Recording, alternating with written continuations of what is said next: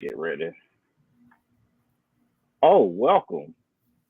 Dang it, welcome. This is the Four Bad Boy Podcast. I'm your host, the moderator, Fabian Vicks. And on the show right now, if this is not a mistake, do not adjust your set.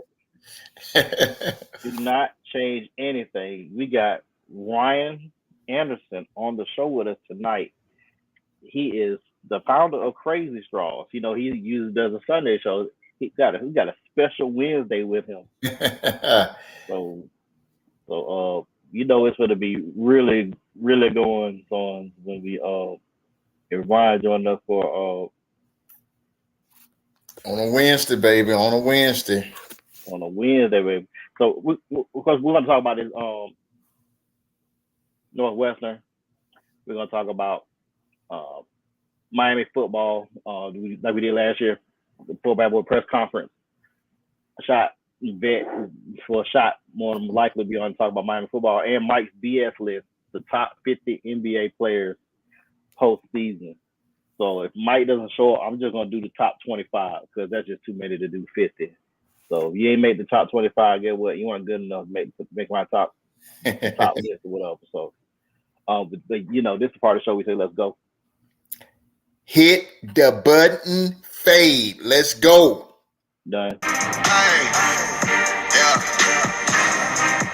Hey, yeah. Boys, yeah. Hold on. We them boys. Hold on. We them boys.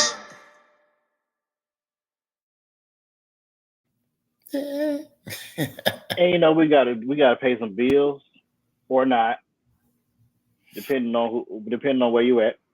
We are on Sundays and Wednesdays at 9:05 p.m. Program. We reminder we will not be on this Sunday. We'll be back. We should be back next week. If not, we're taking a little break before football season kicks off, college and NFL.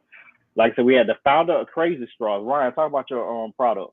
So if you need straws, y'all, and y'all just tired of sipping on the regular white and red stripe or the white and blue stripe or even the big McDonald's yellow and red stripe, go get you some Crazy Straws. We got different colors, they different designs, different. You remember the old straws that we used to have as a kid, the little loop-de-loops? We got those. Hey, Look them up. Crazy Straws. You need one, come see me. You'll get one. Crazy Straws. All kinds of colors. They're crazy. You want them crazy? They're crazy. Gotta get them. Just for men, as you can see, I got a lot of gray in my beard. I'm growing it out so that way my edges could come back. So when I get a haircut, I don't have to use a lot of enhancements. Hopefully, but I still do. But if you don't want gray in your beard or on your head at all, just go ahead and go by your local drugstore or store to get your just for men. Get that CB4. 15 minutes, wash it right out. It give you gloves and the liquid to put on your beard to get the gray out. Ryan does not need Just for Men because he has the most perfect goatee, and we're all striving to be Ryan. We're all striving to get that. So Just for Men, get your local stuff. We got Dax Wave and Groom. Get waves in your head. If your hair getting up like mine, once you cut it, your waves show up. Mike still got waves from 1993, and he got a bald head. So that's Wave and Groom. FYI, I don't want to divulge too much, but in 1993, me and Michael was in junior high school together, and he had the worst flat top fade. It didn't go like this, right? It didn't go like, you know how it's supposed to go. It was. If he has a picture, we need to put that on. I do have a picture. I actually ran across it today, and it's the summer. It's actually the summer. No, it's not the summer. It is the summer of 1993 when we went to got ready for senior year. So yeah, summer 93. I got some pictures for you. Yeah. Right now we got Shot just came on here. Shot, what's going on? Hey, what's going on, fella? Hey, so what hey, what y'all had to be the oldest kids in middle school in 1993, I'm right? sorry. I had to think when he said 93, I had to think. I don't know why I thought 90, 91. I don't know why, but then we was in high school. We was definitely in high school, LaGrange High School, class of 94. Summer 93, we took them yearbook pictures, and he was just he was just. Okay. Summer of 94. Make it make sense to me. Whew. Well, I'm about to say, y'all the oldest middle schools in American history right now. Now, get to the rest of these sponsors. That doggone Anatoly say not the Gumby fade. That was popping back in the day like this. Don't do it like that. Don't do it like that. All right, Arizona Tea. Got to get through a couple more sponsors. Arizona Tea, 89 cents in Florida, 99 cents in Georgia. Either way, you're going to get 100% diabetes. No matter how much water you cut it with, like apple juice, 3 sips, you'll have pre-diabetes. Drink half a can, you'll have diabetes. Drink the whole can, just go ahead and go to the hospital, dog. Just go ahead and go. Just go ahead and go to the hospital. Of course, you can follow us on Facebook and YouTube. Available podcast by nightshirt.com. Get your paraphernalia for homecoming, for your school, rep your school, and work for HBCU or your Greek fraternity, the black ones, not the Gamma Joe. The Divine Nine by nightshirt.com, but our Ingram Fort Valley alumnus. Name is podcast, chopping it up. He drops the episode every Wednesday. Good show, great intro. Thought-provoking topic. Check out our boy D Roundel. And of course, our favorite sponsor, Henny & Coke, and Crown Royal, XO, and Ginger Ale, the dark liquors. The dark liquors. All right, guys, we got I didn't think we were going to have a show today until Northwestern fired their coach, Pat FITZGERALD, who is Northwestern. When you think about Northwestern football, he's the most famous athlete as far as for notoriety for Northwestern University. He was originally suspended for 2 weeks. I'm thinking in my head, hazing. I don't know how you got 2 weeks. They came back and said they fired him for a cause. I'm gonna get into the details in a minute, in a moment. Basically, some of the allegations which were corroborated by other witnesses. I'm gonna start with the lightest to the worst. Students were forcing freshmen to drink Gatorade shakes as many as they can within 10 minutes. The second one there were freshmen that were naked in the shower, and they made them spin around like a car wash. And guys will walk between them. That way their genitalia will be rubbing against that person that's walking between them. The third incident was called running, where the two freshmen, if they mess up on a play on the field, they come back to the locker room, they make two players undress. One is the center, one is the quarterback, and they're behind him like he's saying sex. So basically he is dry humping another man naked. That's just the tip of what has been reported. There's no telling what else has been going on in this program since Pat FITZGERALD has been running it. We know those incidents have been reported. He has been fired. More investigations come, and civil lawsuits probably will start coming in within the next 3 to 6 months. I'm starting with Shot, then Ryan. I'm getting my thoughts. What's your thoughts when you heard about the story? Man, first of all, let me say what's up to everybody that's watching. I got my brother on here, Kenny Moon, New Orleans finest. I see my superstar producer on here. I don't know who else on there, but I saw them two boys on there. What's happening, fellas? Yeah, this is just going too far. I obviously the head coach needs to fall up under the guillotine. But this is really the assistant coaches and the coordinators and the GAs that dropped the ball. And as of right now, and I'm saying that because I don't know how much he knew. But he claims he knew nothing. Well, that's not an excuse either. Now, plausible deniability, used to work 20 years ago. That don't work now. So the fact that he did not know, shows incompetence. And the fact that if he did know, it shows that he was complicit with it.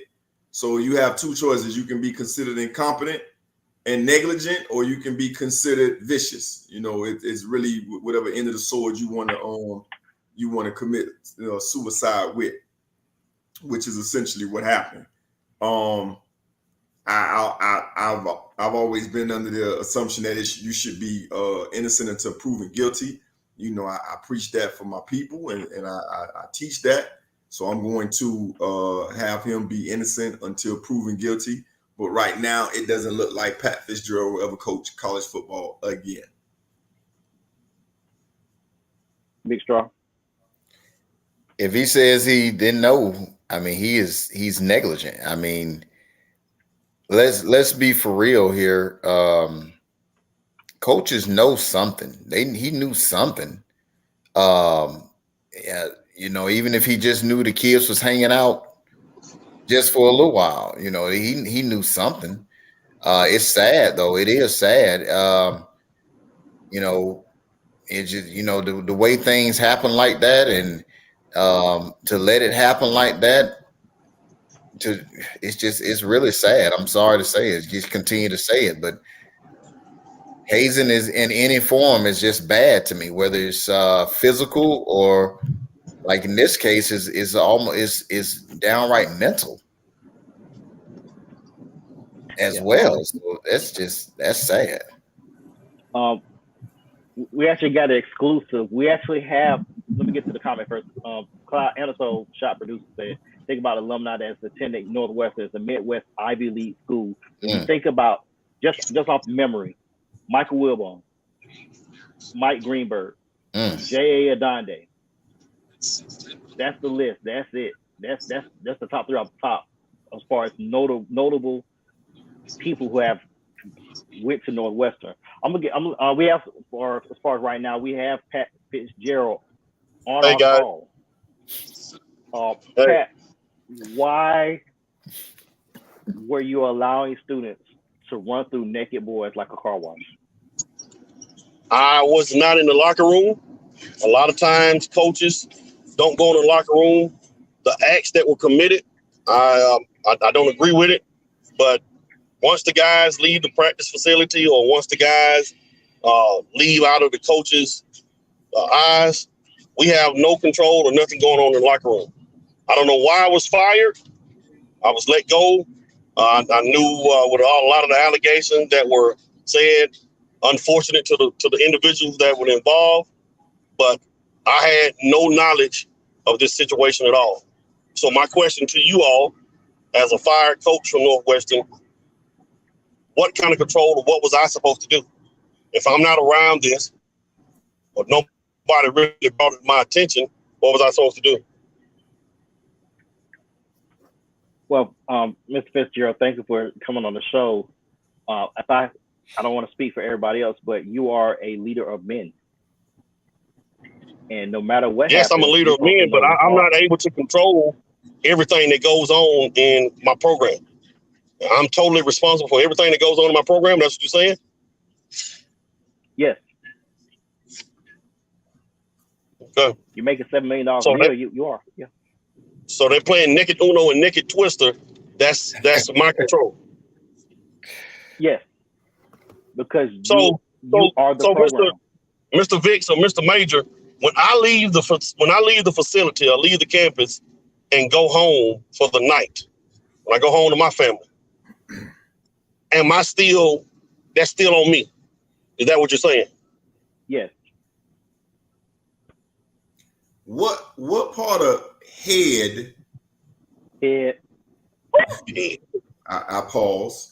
What part of head coach are you not grasping?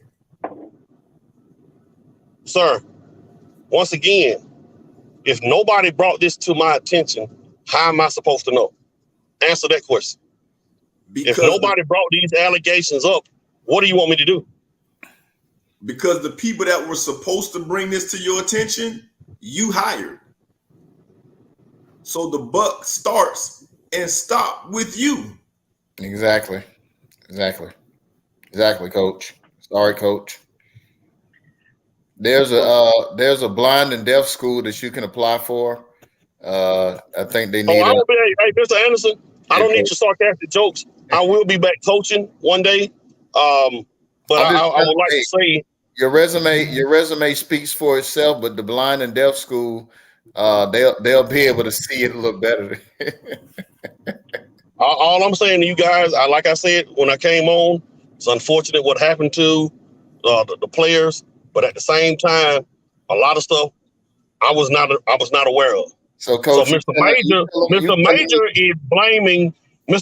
is blaming the people I hired. That's what he's doing now. So now he's going down the list. So that's Coach, what he's doing.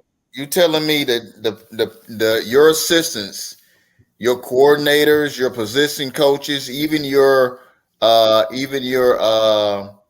quality control people who are supposed to be right there when this stuff is happening, you telling me nobody knew, or you just weren't informed?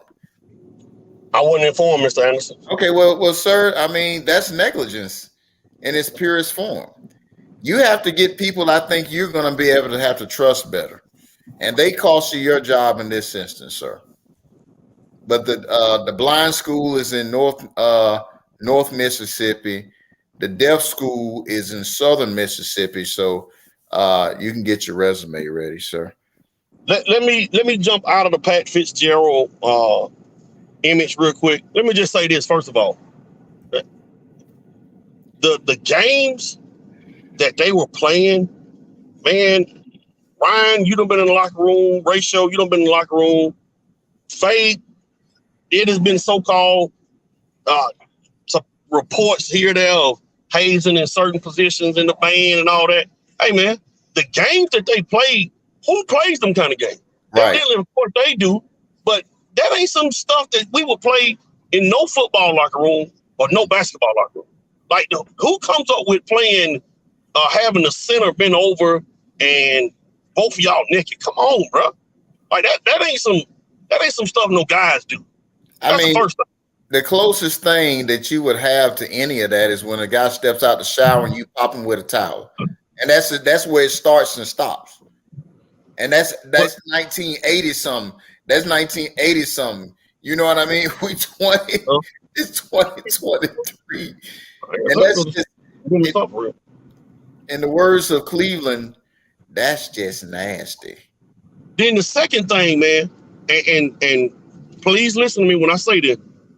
I know people reported this incident, but bro, one thing about a locker room and about being on a team, some stuff is sacred. Now, in this instant, that wasn't sacred. That was sick. But there was a lot of things that went on in the locker room in high school or college or whatever. Nobody never told the coach. And I'm not saying that they should have never said nothing to the coach, but nobody ever told the coach. A locker room was for the fellas.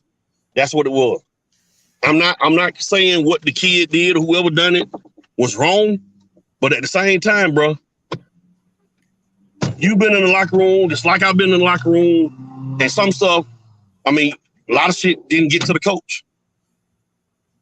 So let me kind of expand on that. If I'm not mistaken, the assistant coaches have been retained, at least for now. I know we kind of late in the year.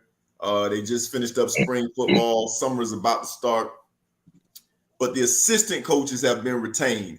What that tells me is that he knew a whole lot more than what he's saying.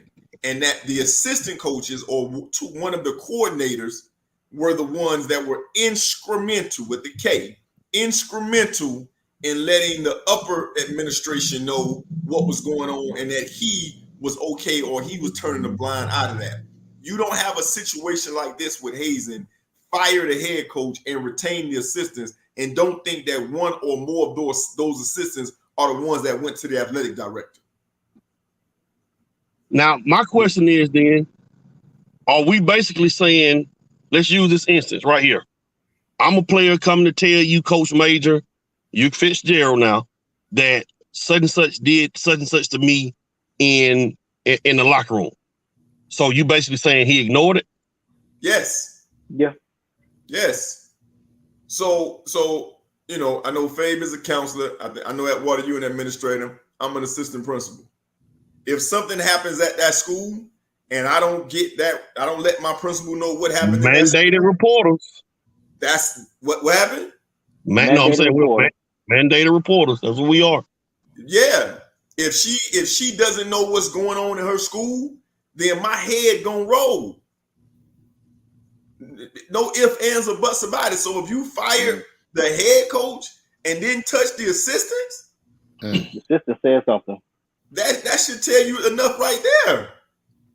When this accusation came out, if he didn't know, the assistants would have already been fired. Point blank, period.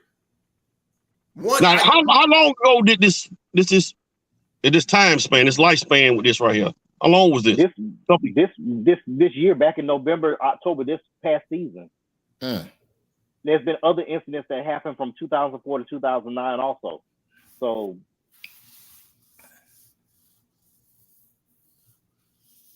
all right, so then the next question, the question that we need to unpack right here, what's up with these gay games? That's the next question. That's the most important question. Okay, what's up with them kind of games? Y'all call me when y'all unpack that. That's not something I need to unpack. I don't need to know what happened, why it happened. Y'all let me know when y'all finish that investigation. I'm okay not knowing that. Yeah, I'm okay not knowing that too, Shot. No, that's not normal in the locker room. What I'm trying to say, where did this come from, man, to be playing them kind of games in the locker room? It's not good. I'm just trying to figure that part out. I mean, when you figure that out, let me know.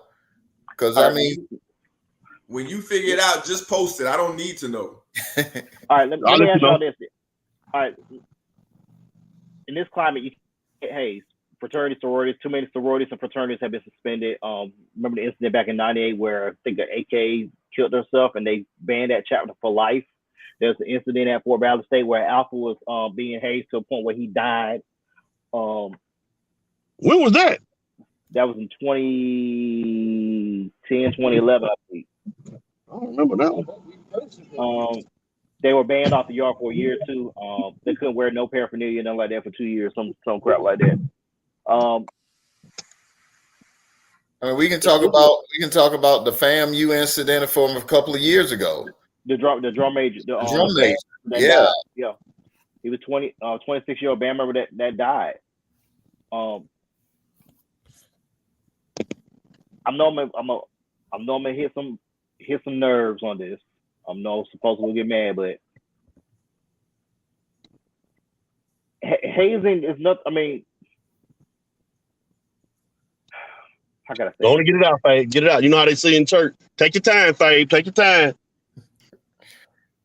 There are limits to building brotherhood. Mm-hmm. Let's just say that. Especially if you have, let's say, in the Greek letter organization, you have neophytes overzealous the year after they cross, and they take it to an extreme, to a point where folks will drop off that line, or to a point where somebody is past dies, or to a point where that person that's online will report it, or to a point where they just get their letters and don't even recognize that they're part of that chapter or whatnot.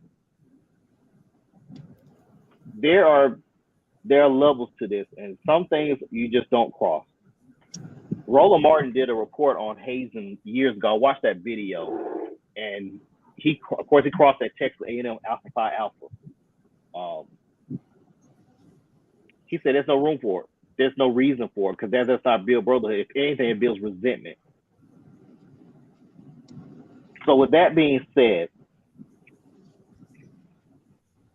what should happen to the football team? I think a good probation. I think a good probation would start. That's to start. I mean, I would suspend the whole program for the year. Fire staff, everybody. Man, please. We're not going to suspend the whole. We didn't shut down the Penn State program. We didn't shut down the Michigan program with allegations. with now what's the the name? Penn State. Let me interrupt real quick. That's on Penn State not shutting down the program.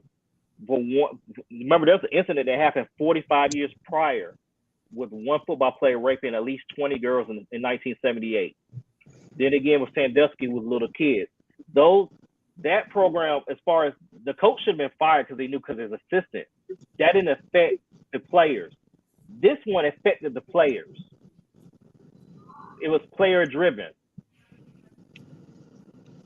I don't think you should suspend the program for a whole year now, because we gonna penalize dudes that had nothing to do with this. There's a lot of people that had nothing to do with this that wasn't hazed. A lot of them. So we gonna penalize them? No. And you got to think about you can let them keep the scholarship, but they won't play. So you're gonna penalize all 85 members of the team. One band. So the 50 dudes that wasn't involved, you gonna penalize them. What's up, girl? What up? The 50 dudes that wasn't a part of the program, you gonna penalize them, right? You gotta send to me, just me. You gotta send a message. I mean, I don't necessarily agree with that message. Listen, ain't nobody beating down the door trying to go to Northwestern. All right, there ain't nobody got Northwestern in their top 5, they top 8. Ain't nobody beating down the door to go to Northwestern. So suspending them for the whole year, no. I mean, something maybe should be done. I don't think just to the point where we should be taking scholarships or the bowl or what they call it. I never said take the scholarships. No, I'm saying a lot of times when they go on probation, they will take so many scholarships and they can't go to a bowl game for a year.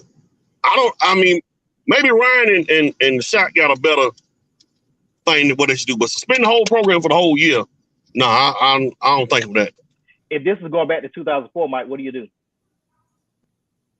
So I'm 2023.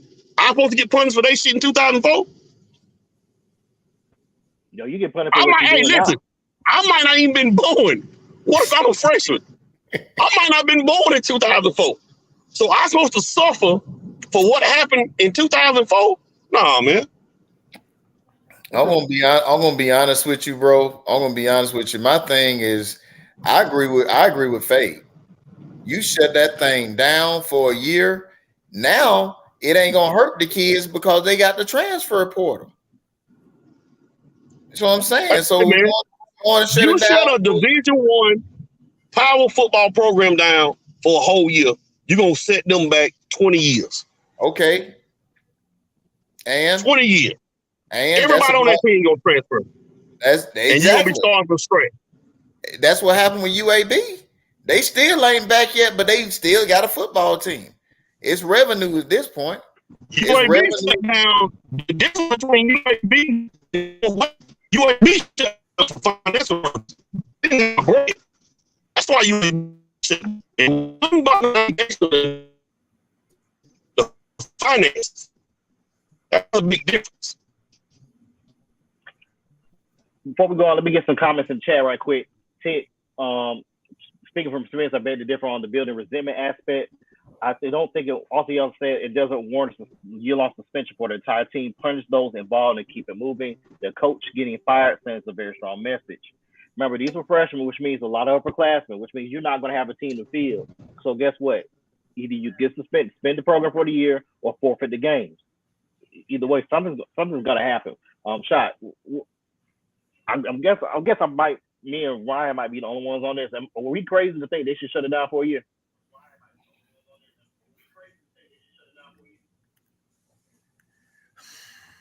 I mean, I would first need more information on exactly, what was the not necessarily what was the hazing, but who was involved. And again, this is a tough situation to comment on because we really only know 1% of what happened. We know that there was some hazing. We got some reports. We don't know why the head coach was fired, why the assistant coaches wasn't fired. We don't know, exactly what players. You're talking about something that dated back to 2004. This is a culture, though. This is a culture, for it to date back that long, for it to not get out. This is a culture, and somebody said something, and then it had to have been shut down, and then it happened again. So, honestly, we really don't know what's going on. But I mean, let's be real. Nobody at Northwestern is going to Northwestern to go to the league. Like these people going to Northwestern to run ESPN. Yeah, because the last player that I can remember going to the league from there would have been what was it? Darryl Autry played for the Bears. No, I think they had got drafted last year. Yeah, they had a left tackle that was pretty good. I know he was one of the ones. I don't know if it was last year, but yeah, I know he was one of the ones that slowed down Chase Young a couple of years ago. So I don't know if it was last year, Fabian. It may have been 2 years ago, 3 years ago. But he was awesome. So I mean, he's still going to be a broadcaster when he's done playing. But he was awesome. So I just don't feel like we have enough information to talk about what are the implications and who whether the program should be shut down for a year, depending on how many people. I would say if it's more than 10, 15 people, then that's a coach or locker room issue. 2, 3 people, isolated incidents, then you deal with them. But if that happens among 15, 10 or more people, then basically enough people saw it and just didn't say nothing. So you have a culture, a locker room issue, more so than a few isolated incidents.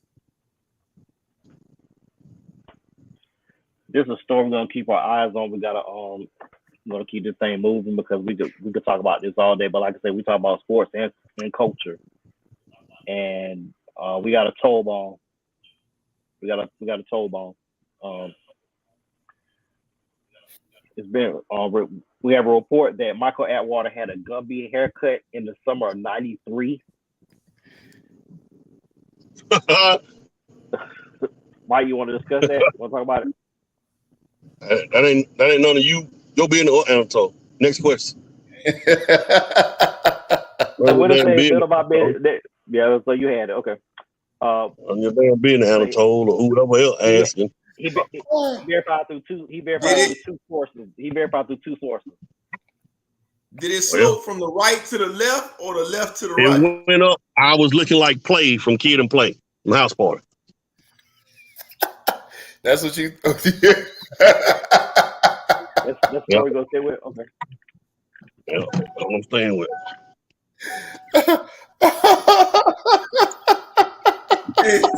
Hey, I just read this thing. Anatoly said that's a toe bone. So he got him a whole nother saying. Okay, toe bone. That's what we gonna call breaking news. Toe bone. Hey, Anatole. Hey, Anatole, let me tell you something, bro. You wanted to come on Georgia Media Day. You cannot. You don't get credentials now, sir. You won't be able to come on.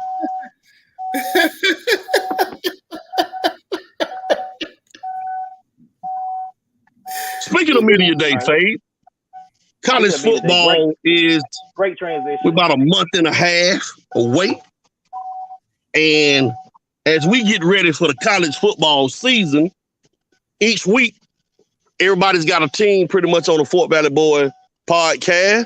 We'll break down, teams or conferences, players, and all that till the season start. So we're starting out with the University of Miami. University of Miami is arguably one of the best, or I would say one of the top traditional football programs in the world. I mean, the country. In the 80s, they won what? 4 national championships? 5? 5. Are they 2? They won 5. Are they 2 national championships? Well, they won 4. I'm sorry, and then 1 in 2001.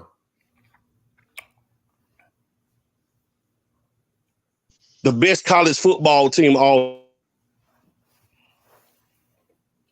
Is he praying? Could have eased the next year, but we know how that went with Ohio State. Since then, the Miami Hurricanes hadn't been back in the national spotlight. Since 2002 with Larry Coker, I would say the Miami Hurricanes probably have had 5 or 6 head coaches since then.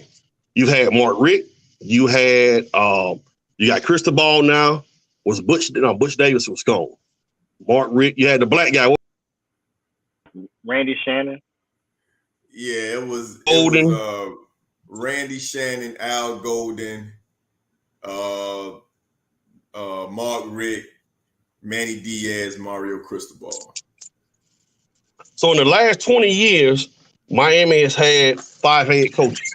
Last year, Miami didn't get to a bowl game. I think Miami went, 5-7? 5-7. So, Miami Hurricane journalists, Well,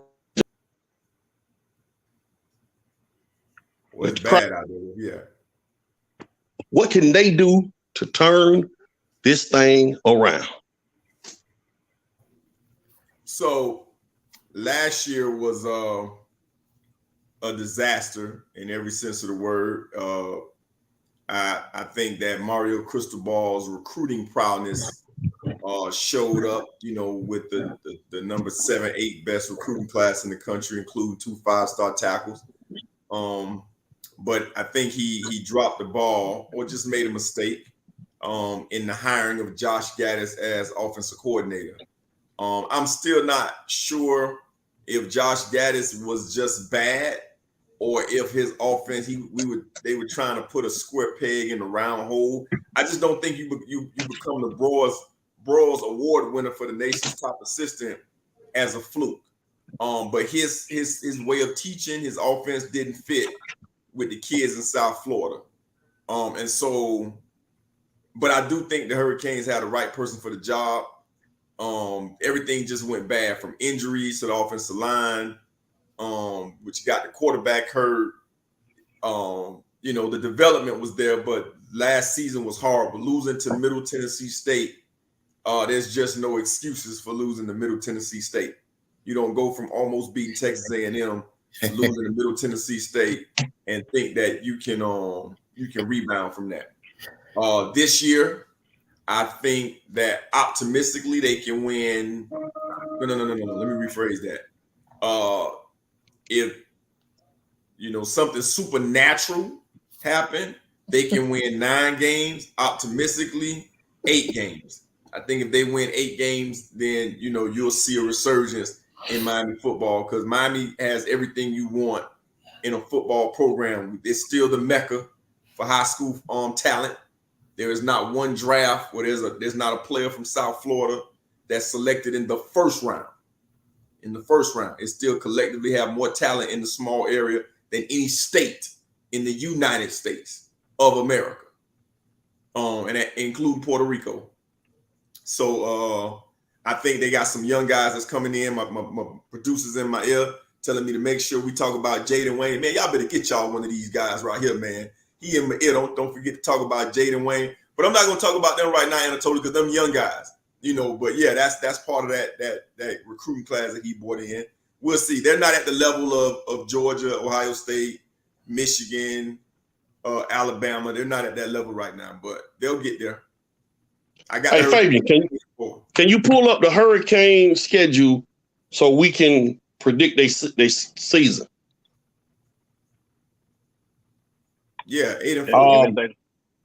All that to me, man, it sounds good, but Miami to me is one of them programs that should be winning regardless, man.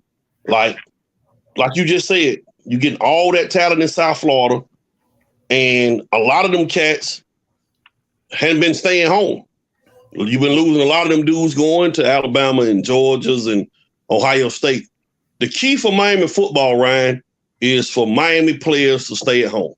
When Miami was on top and winning, South Florida stayed in South Florida. That ain't necessarily the case now. The last 20 years, that's done changed. Just think about this for a minute, Ryan. Just check this now. Just listen at the talent from South Florida just over the last 5 or 6 years. Jerry Jeudy went to Alabama. Amari Cooper went to Alabama. You had Sony Michel went to Georgia. James Cook, Georgia. That's just 4 people without me even blinking, bro. That you have them guys like that at the crib. Some of that stuff different. Some of that is different. Am I lying, Ryan?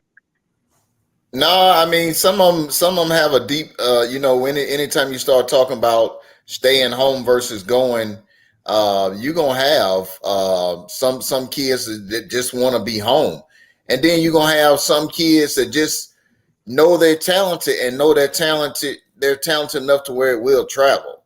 So, but that's what I'm saying though, cuz. I mean, Back in the day, dudes that I just mentioned, they go to Miami.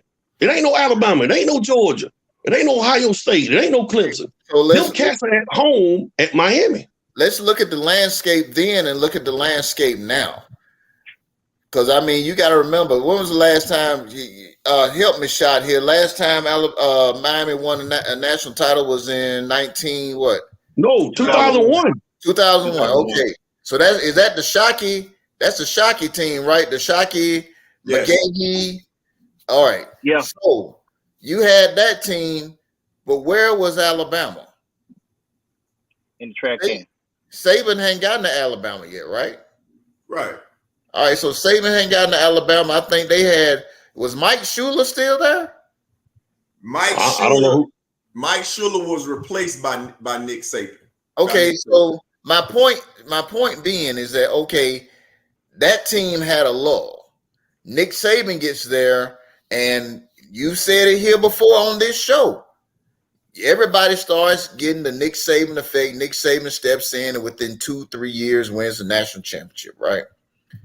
Every team's going to go through a hard time. It just is. I don't care how much you win.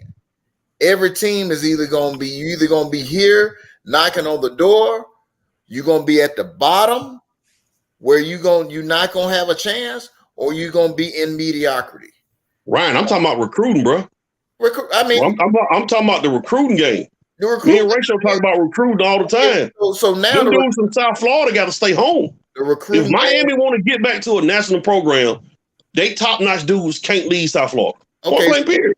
So Shot just said Cristobal's been doing a great job. He's had a top 10 class.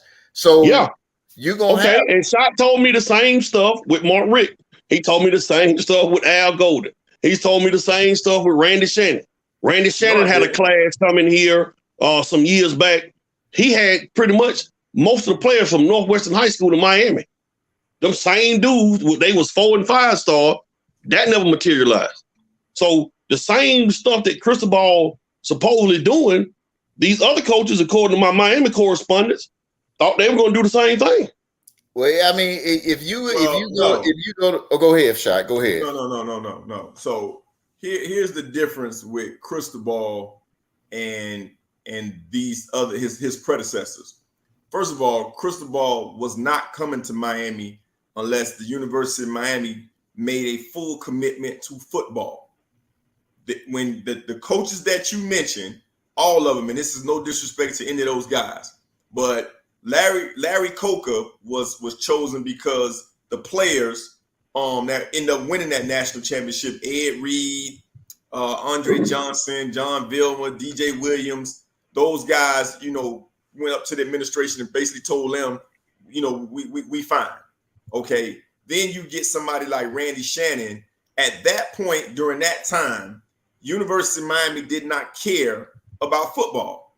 No matter what anybody says, people forget University of Miami has the #1 marine biology program, one of the top marine biology programs in the country, as well as the medicine, the U Health. They didn't care about football. So all of the coaches that University of Miami selected were second fiddle coaches who did not care. I mean, because the administration did not care about football. I don't want to bore anybody. Even Mark Richt was about to retire. He was kicked out of Georgia and Miami, and he was going to take a year off. And Miami said, please come save us. What Mark Richt did was let the University of Miami administration know that you are light years behind in the arms race, which is college football. That Rocky Balboa workout weight room from, remember Rocky IV? When he was out there in the snow, when Drago was in it, that workout, that weight room, that ain't the answer no more. That ain't the answer. So Mark Richt actually brought Miami from the Stone Age to a little bit where they was like, ooh, fire. Cristobal is in the, I'm serious, Ryan. What'd he say? Fire. Oh my God, fire. Like Cristobal, the reason why I think Cristobal will make a difference because Cristobal has been to Alabama and Oregon, so he knows exactly what it takes, and he understands the money that needs to be pumped in. Since he's gotten here, there are already plans to change facilities. Miami right now is a top 5 program when it comes to facilities. to get kids to stay home. I was naive. I hadn't been down there in the locker room. It wasn't until I started talking to players, they was like, Coach, no, man, I can't go down there. Like, that Alabama giving me this, Alabama giving me that, LSU giving me this, LSU giving me that. Yeah, I want to stay home, but home ain't breaking me off. Simple as that. Let's look at it like this. My last comment. Dalvin Cook committed to Florida, Clemson, and Florida State in the same year based on who was going to get him some money. Dalvin Cook and his younger brother James are very, very close. Why didn't James go to Florida State? They are I know. very close. I know why. Okay then. So, like Deion McIntosh, one of y'all top running backs, his brother played at Miami. Why didn't he go to Miami? Better boosters. Okay, so Miami had to start getting in the game. But one thing you said about it, you're right. If they don't keep the top guys home, then you can't win. There's been no team that's won a national championship without a starter from South Florida on that team in the 2D. I mean, in the starting 22. Not one. Not one. There was a game a couple of years ago where Georgia played Alabama, and the Biletnikoff Award winner was from Broward County, was being covered by the Thorpe Award winner from Broward County. Them boys should have been home. So, you're right, Atwater, in what you're saying, but I do think it'll be different. Like, for real this time. Because you're right, I wasn't saying it every time. What players should we watch out for, ratio, offensively, defensively, for the Canes this year? Is Tyler Van Dyke back at quarterback? Yeah, Tyler Van Dyke is back, but the people that everybody's gonna watch is one. They got that boy Jalen Harrell that just came from Alabama. He's fast. He's faster than Tutu Atwell. But the main guy that most people are gonna be watching, people that know football, is that right tackle Francis Marigold. He's supposed to be the next Penei Sewell. And I think if he comes in and have a really good solid year, along with those guys that Anatoly mentioned, Collins Empionage and Jaden Wade, it's all about this freshman class. Miami wants to win 8 games and show these recruits that they can actually make a move. Also, with Josh Gaddis, with Miami's offense being horrible last year, Miami may have lost out on, and Atwater, I told you this earlier, was it today or yesterday? Miami may have lost out on the best wide receiver prospect I've seen in person in my life. And that is Jeremiah Smith. 5-star wide receiver out of Chaminade Madonna High School. He's currently committed to Ohio State in that wide receiver factory that Brian Hartline is churning out year after year. And I made a point to Atwater by saying, every time I tell you somebody's the real deal, I think I'm batting 1,000%, ain't I, Atwater? Yeah, you up there. So if I say this is I call Atwater 12, 13, 15 years ago and say, man, I just saw the baddest DB I've ever laid my eyes on in person. He ended up being Patrick Peterson. So, I told him who Dalvin Cook was long before he made it on the scene. And I'm telling you, this kid, Jeremiah Smith, he's gonna be the best wide receiver in college football in 2 years. All right, Favors on you with the schedule. All right, it's already up. Shot said 8. The dream is 8 games. Miami Redhawks, I think that's a win. The Aggies. Who's that coach? Jimbo. That's a win. All right, Bethune-Cookman, that's a win. There should be 4-0, 3-1 in the first 4 games. Is that reasonable? I'm going with 4-0. I'll say 4-0. All right, they got a bye. Georgia Tech, that's another bye, so that's a win. That's a win. They'll probably lose 2 in a row with these 2 teams, Clemson Yeah, and North Carolina and Clemson, man. North Carolina, Drake May, he probably going to be the number 1 pick next May. Not so fast, my friend. Not so fast, my friend.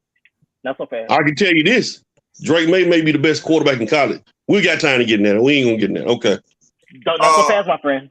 Caleb Williams. Hold on. God, this really hurt my stomach to say this. But I agree with my guy Walter. Man, y'all bring me to Robitussin. but let me tell you something. I don't know if Anatoly on here still, but you know, Carolina played fam. Man, let me tell you something. I don't know about the other teams in the ACC, but I know it's a whole bunch of people at FAMU that are Drake May fans. From what I'm told, he is the real deal Holyfield. He is the best quarterback in college football. Now, he ain't my godson good, but he is like, hey, them boys came back to Tallahassee with their mouth open like they ain't never seen nothing like him. So, you know, I'm and Ratio son played for FAMU now. So yes. hey, he getting it from the horse's mouth himself. Drake May is the real. Caleb Williams had a good year, but Drake May, as far as the future potential, the pros, yes, Drake May is the best quarterback in college football. And listen. I like Drake May, but I'm gonna go with Caleb Williams. I'm sorry. Hey, I'm talking about film review. Film review. They looking at this boy like, why we going up there? Hey, Drake May. Drake May is endorsed by Tallahassee. I can tell you that. Yeah, all right. They say he better than Caleb Williams, but we'll see. So we 4-2 after Clemson. No, 5-2. Because Georgia Tech. Oh, that's right, 5-2. Virginia and North Carolina State. Man, I like Miami winning both of them.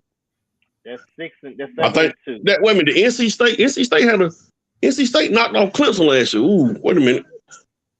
That's last year. Give it to them. All right, we 7-2. And they go so to last three, Florida State number 3. Okay. Yeah, they gonna take one in Tallahassee, bro. They're gonna take one on the chin in Tallahassee, I believe. I think Florida State is one of them programs that's on the rise back to national prominence. I like Florida State big get Miami. I love their quarterback. Another year under his belt, I think they'll do well. Florida State, that is. And then Louisville and Boston College. I think Louisville got a new coach. I forgot his. Mike probably tell me the name of the coach. 9-3 is what it looks like to me. I'm going 8-4. Let me tell you why I'm going 8-4. That Friday after Thanksgiving at Boston College, it's gonna be -8 degrees. I like Boston College. Miami don't play well in the cold. Who in the hell scheduled this game for November? Boy, I like Boston College, man. Just because of the elements out there for that game. Yeah, I'll say this. I got them at 8-4. But I don't have them beating Texas A&M. We'll see how this offense clicks. I'll say this. I think if they beat Texas A&M, I think they got a good chance to beat Florida State. I think North Carolina is a tougher game than Florida State, to be honest with you. Talent-wise. Florida State to me is overrated. I'm not saying that because I'm a UM fan. Don't get me wrong. This kid on the quarterback, he is the real deal. That offensive line is still not good, but they do have Jared Verse who's going to wreak havoc on the quarterback. I think Miami is a totally different team than what they were last year. You know, especially when you're talking about the offensive line, which was in shambles last year. You're talking about this kid from Alabama, Javion Cloven, the kid Matt Lee. Right now, Miami has 3, say, top 4 round players on their offensive line. Last year they didn't even have free agents on their offensive line. So that right in itself. But we'll see. All right, so we're looking at 9-3, 8-4 bowl game, probably something like the Citrus Bowl, something like that, probably. I got 8-4 and maybe 7-5 with a boo-boo somewhere. Yeah, the only game I can see a possible boo-boo on might be a fluky game like North Carolina State Maybe Boston College, but 8-4, that seems reasonable to me. Yeah, the NC State game is one of them games, and that Boston College game, I'm telling you, it's gonna be cold out there for them boys. I agree with that, Water. And if I'm not mistaken, like you said, that Water, isn't that after Thanksgiving, the day after Thanksgiving? The day after Thanksgiving, yeah. Yeah. Now let me say this. And this is probably me being a homer. Are you giving an advantage to the team that was already on the road, or the team that's home and got to go home and eat a meal? I'm giving Boston College the nod because of the cold. Yeah. Okay. I agree with you. I'm just saying, like, I don't know who that benefits, because you figure if it's Thanksgiving, Miami will probably be up there on Wednesday. Have Thanksgiving in the hotel. Have Thanksgiving dinner in the hotel. I don't know if Boston College will be allowed to go home. And even if they won't, even if they are, they might be mad because they can't go home. So, that's why I'm saying that. But you're absolutely right. It's going to be about 20 degrees up there the day after Thanksgiving. So Boston College would have to be really, really bad for Miami to pull that one out. So I agree with you on that one. If Miami wants to have the edge, have some clam chowder. Yep. And as you know, Four Battle Boys Show is where you get all your college football and NFL news. Mike, you got time to do your list, or we got to get our party shot? No, I ain't even do it, man. We'll wait. I ain't just slipped up on me, bro. All right. Joker number 1. Y'all picked out the other 49. All right.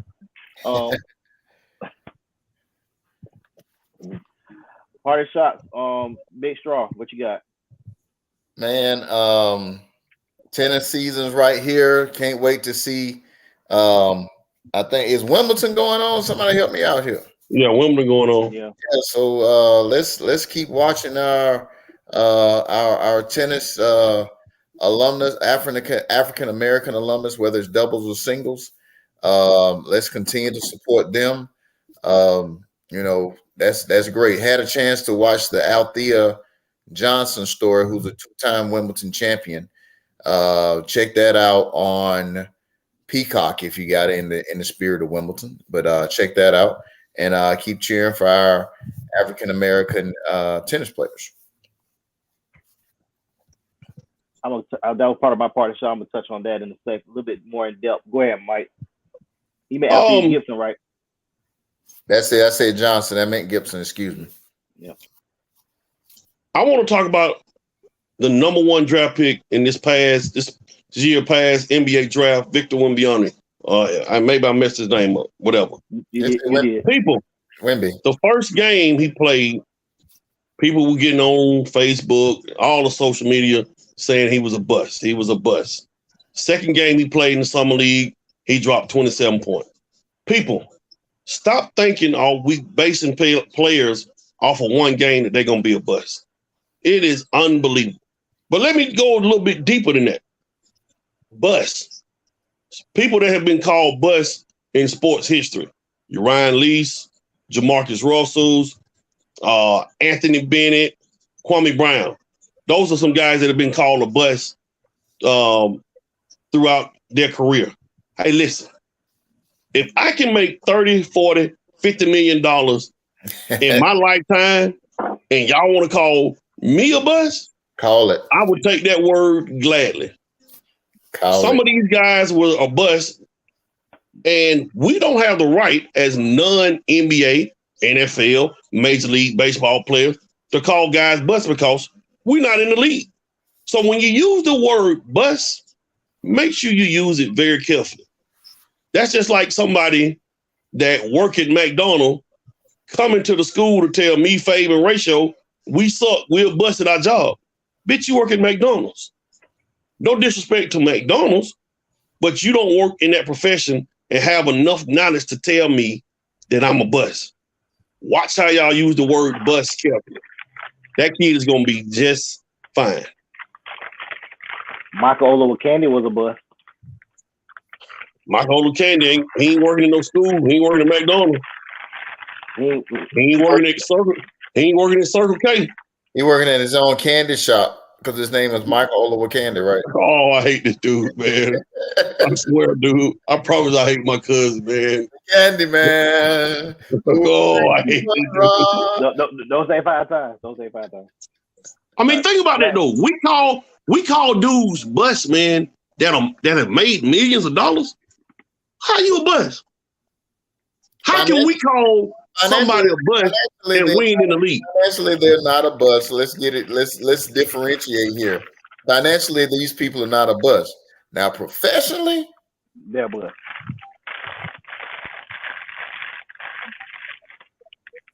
All right. Black Thought brought to you by Henny and Coke. The dark liquor. So I'm gonna keep this short and sweet. I was privileged enough to watch a movie the other day called 13th.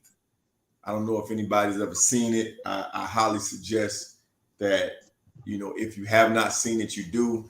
It's a documentary about scholars, activists, and politicians and the criminalization of African Americans in the U.S.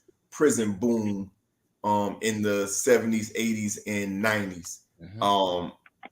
And I say that because standardized tests were released down in South Florida recently, and there's this myth that prisons are built based on test scores, which I thought it was true, which I learned that it's actually a myth. But I will say this: there was a plan for the government to mass incarcerate Black men in America. That number has gone down significantly since the 80s, but I will point out a few things before I leave y'all with this. Black Americans are incarcerated in state prisons 5 times more than white Americans. Nationally, there's 1 in 81 Black adults, if I'm not mistaken, in the United States serving time in state prison. 1 in 81 Black adults are currently serving time in prison. Damn, there are 12 states in the United States that have a prison population that half the prison population, more than half the prison population is Black. Guess where they are? Alabama, Georgia, Louisiana, Mississippi, North Carolina, South Carolina, and Virginia. Right under that Mason-Dixon line, boy. Yeah, Mason and Dixon. There are 7 states that maintain a Black-white disparity of almost 9-1. That's Carolina, Connecticut, Minnesota, New Jersey, and Wisconsin. So when we say that we are losing our leaders, we're losing the head of our households, our families, Black men to incarceration, because not only are we doing wrong and killing each other, but it stops us from raising our youth, raising our young girls to learn what a strong Black man is supposed to be, so that they can go find that in the husband. And obviously it's hurting our young Black men because they don't know how to be an appropriate man. I used to do something for young Black men as a mentor, and I'll never forget a lady said, "Well, Mr. Major, why don't you do anything for the ladies?" I says, "I am doing something for the ladies. But the better I can make these young Black men, the better options you have for your Black women and the better kids that we'll have. Let's just do better." That's my Black part.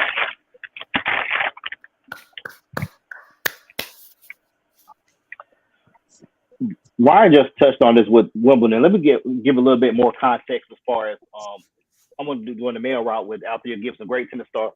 Arthur Ashe, Malachi, Washington. Before today, were the only Black male tennis players to make it at least to the quarters. Arthur Ashe made it 3 times and won Wimbledon in 1974. Of course, we lost Arthur Ashe some years ago to AIDS, died because of blood transfusion. Chris Eubanks is a name you need to watch out for on the tennis circuit. From Atlanta, Georgia, my high school's rival, Westlake High School. Chris Eubanks made it all the way to the quarters, took Medvedev to 5 sets. He had to drop on him in the 4th set, but Medvedev took him out in the 5th, 6-2. Just by this young man right here. His story. He said he was an analyst for the Tennis Channel to watch his game, to get his own critique to improve his game. He was an analyst on that network to get feedback so he could become better. He was unranked in this tournament. So imagine his ranking now going to the U.S. Open. He's going to be playing into some more center court. Of course, we have Francis Tiafoe, who was knocked out early. We have Chris Eubank. As you know, tennis is an expensive sport. It's not like baseball or football where you just get a ball and go out there and play. Tennis, you gotta get court time, rackets, shoes, balls, all that stuff. Coco got knocked down in the first round, and so she's right now she's had a slip this year. I'm just talking about the males. I haven't got to the females yet. If you watch King Richard, great movie. We need to find ways to get our kids into other sports that could be more lucrative for them. Football and basketball is a quicker way. Tennis is an option. Golf is expensive. But what Chris Eubanks has done, persevering over his career to make it to this point, this is just the tip of the iceberg for him. I feel that him and Francis Tiafoe are the faces for black males in tennis. Now, Coco Gauff, Sloane Stephens, Naomi Osaka, congratulations on having your baby today. We need y'all to kick it up a notch. We need y'all back because these Eastern European women are dominating women's tennis right now. We need y'all. That's our show for today. We will not be on this Sunday. We'll see you next time. We out. Be good, fellas.